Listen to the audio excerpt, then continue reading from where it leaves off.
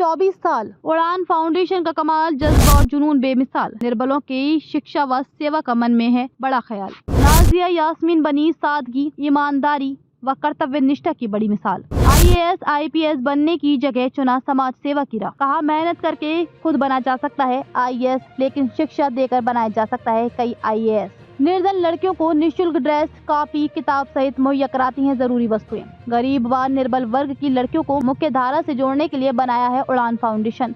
समाज के लिए नजीर बनी नाजिया कर चुकी हैं अनेकों सामाजिक कार्यक्रम। धर्म मजहब से ऊपर उठकर नाजिया गरीब बच्चों को दे रही शिक्षा। नाजिया पर है सबको नाज। इबादत है दुखियों की इमदाद करना, जो नाशाद है उनका दिल शाद करना।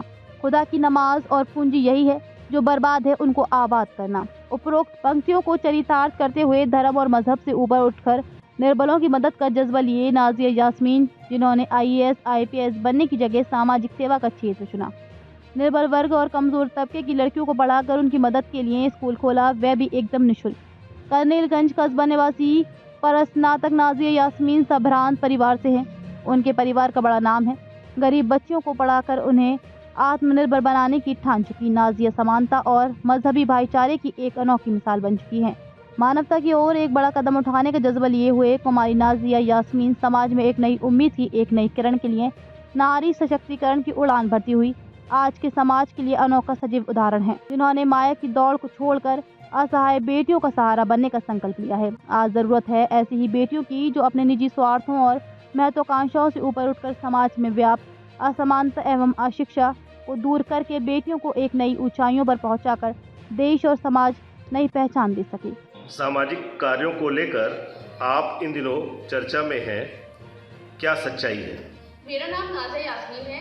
मैं उड़ान फाउंडेशन की अध्यक्ष हूँ। मैं इस उड़ान फाउंडेशन के माध्यम से लड़कियों की शिक्षा को बढ़ावा दे रही हूँ।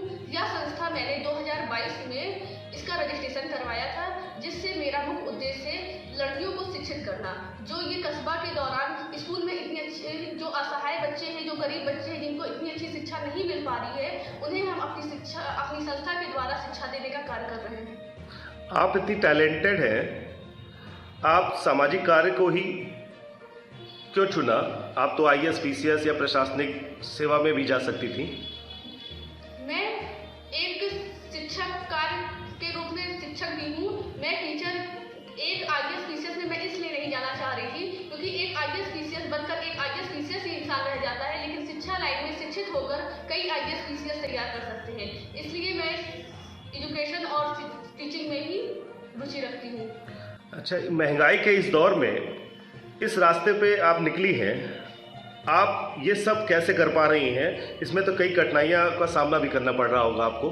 जी, जैसे कहा जाता है कि असफलता एक चुनौती है, जिसे स्वीकार करो, क्या कमी रह गई है देखो और सुधार करो, जब तक सफल ना हो नींद चैन को त्यागो। तो मुझे इस संस्था को खोलने में महंगाई को देखते हुए बहुत सी असफलता का चुनौती करना पड़ा, लेकिन मेरे शिक्षक का, मेरे परिवार का और लोगों का बहुत सहयोग रहा। जो भी कार्य में हम लोगों को असफलता की चुनौती का सामना करना पड़ता है, तो उससे हमें समाज के लोगों से, अपने गुरुजनों से और अपने परिवार के लोगों से मदद मिलती है, जिससे हम इस महंगाई और समस्याओं को दूर करते हैं।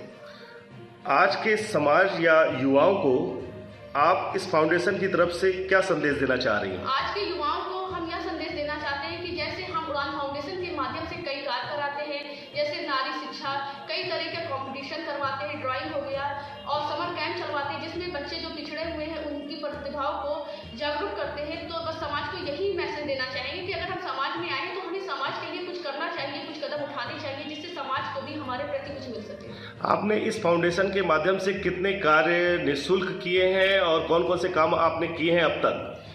इस संस्था के दौरान मैंने बहुत से काम किए हैं, जैसे समर कैंप चलाया मैंने। समर कैंप के माध्यम से जितनी भी लड़कियों के अंदर एक हुनर था, उसको जागरूक करके समाज के प्रति, समाज के सामने लेकर आए।